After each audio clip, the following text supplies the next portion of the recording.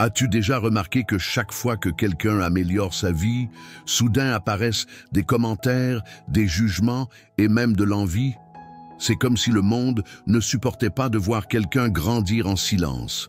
Le secret de la véritable richesse n'est pas seulement d'accumuler de l'argent, mais de garder la discrétion. Aujourd'hui, je vais te montrer pourquoi devenir riche sans que personne ne le sache peut être le choix le plus intelligent de ta vie. Avant de commencer, mets un like et abonne-toi à la chaîne, car cette vidéo pourrait t'ouvrir les yeux sur une stratégie que peu connaissent et qui peut protéger ton patrimoine et ta tranquillité. Imagine que tu aies construit un patrimoine solide, investi avec sagesse et commencé à récolter les fruits. Mais dès que tu en parles, tu attires une attention négative. Des proches qui demandent de l'aide, de faux amis qui s'approchent et même des personnes qui veulent te faire tomber. La richesse silencieuse est un bouclier invisible contre ces dangers. Quand tu sembles normal, personne ne remet tes choix en question et tu gardes une liberté totale pour continuer à grandir sans être interrompu. Ce silence n'est pas une faiblesse, c'est une stratégie. Demande-toi, pourquoi donnerais-tu au monde le mot de passe de ta vie financière?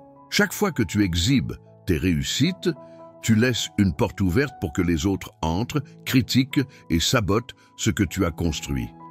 Un autre point, l'ostentation coûte cher. La voiture de luxe, la montre chère et la grande maison ne vident pas seulement ton portefeuille, elles limitent aussi ta mobilité. Tu deviens prisonnier du statut que tu as créé. En revanche, une vie discrète te permet d'utiliser chaque centime de manière stratégique. Réinvestir, multiplier et saisir des opportunités invisibles à ceux trop occupés à montrer leur statut. Le consumérisme n'enrichit pas, il enchaîne. Celui qui montre achète aujourd'hui pour impressionner, mais demain vend précipitamment pour payer ses dettes. Le silence, lui, transforme chaque décision financière en choix de long terme. Le système financier, les banques et même le gouvernement essaient déjà de contrôler ta vie par tous les moyens. Mais quand tu t'enrichis en silence, tu sors de leur radar. C'est comme devenir invisible au piège qui enferme des millions de personnes.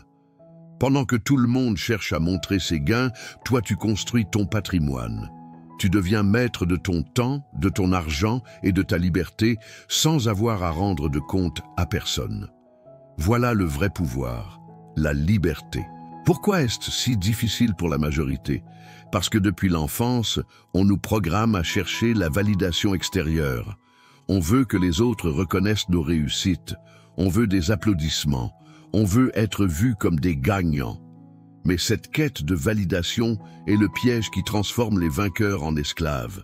Tu achètes la voiture de luxe, non pas parce que tu en as besoin, mais parce que tu espères que quelqu'un l'admire. Tu publies la photo devant ta nouvelle maison, non pas parce que tu aimes ce moment, mais parce que tu veux prouver que tu as réussi. Le silence financier est une rébellion contre ce système. Et voici une vérité dérangeante. Ceux qui parlent le plus de argent, haine, en ont généralement pas autant qu'ils le prétendent. Ceux qui en ont vraiment se taisent, car les vrais riches savent que la sécurité réside dans la discrétion. Réfléchis. Combien de voisins ou de collègues mènent une vie apparemment ordinaire, mais possèdent en silence des fortunes? Et combien de ceux qui crient leur richesse à chaque coin de rue sont en fait engloutis par les dettes et l'insécurité?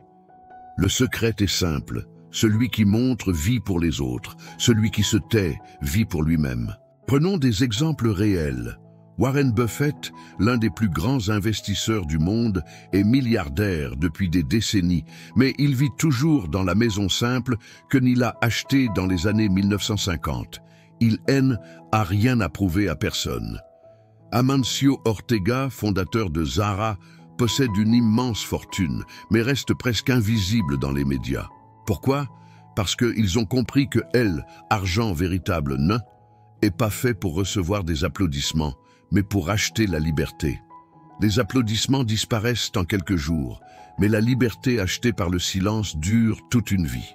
Et il y a un autre point, l'ostentation n'attire pas seulement les dettes, mais aussi les mauvaises attentions. Criminels, profiteurs et même institutions peuvent te prendre pour cible. Quand tu montres trop, tu deviens une proie.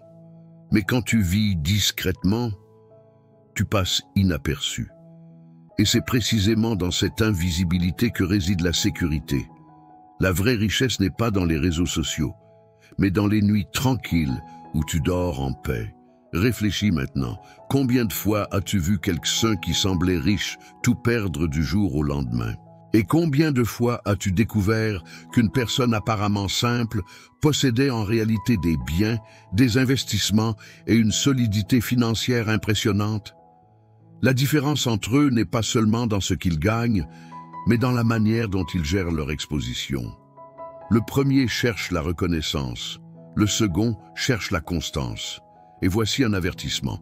Le système dans lequel nous vivons dépend de ton envie de montrer, de consommer et de t'endetter. Chaque fois que tu achètes pour impressionner, tu nourris ce système. Il veut que tu vives pour paraître, pas pour être libre. Mais quand tu choisis de t'enrichir en silence, tu brises les règles du jeu. Tu montres au système que tu n'as pas besoin de approbation et que tu ne seras pas manipulé par le consumérisme. Voilà la plus grande rébellion financière. La psychologie de l'argent explique aussi ce choix. Celui qui montre achète rarement un objet, il achète un sentiment.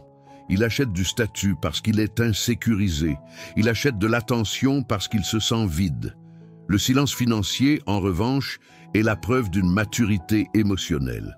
C'est le signe que tu n'as pas besoin du regard de l'autre pour te sentir vainqueur. Celui qui comprend cela prend de meilleures décisions. Il n'achète pas pour prouver, il investit pour vivre. Exemple pratique. Imagine deux personnes qui gagnent 10 000 par mois. La première dépense 9 500 pour montrer une vie de luxe, voiture à crédit, vêtements de marque, restaurant cher. À la fin du mois, il ne reste rien. La seconde vit discrètement, dépense 4 000, investit 6 000 chaque mois et n'en parle à personne. Après 10 ans, qui a vraiment gagné? Celui qui a reçu des likes sur Instagram ou celui qui a construit un empire en silence? La réponse est évidente. Le silence financier n'est pas une négation des réussites, mais une protection. C'est un bouclier invisible contre l'envie, les critiques et les demandes sans fin. Celui qui parle trop donne des munitions aux autres. Celui qui se tait garde le pouvoir. Et quand on parle d'argent, le pouvoir, c'est la liberté. Alors je te demande, veux-tu seulement paraître riche pour impressionner ou préfères-tu construire une richesse réelle, silencieuse et durable? Écris ta réponse dans les commentaires, car ce débat peut changer les mentalités. À la fin, il n'y a qu'un seul choix, vivre pour impressionner ou vivre pour être libre.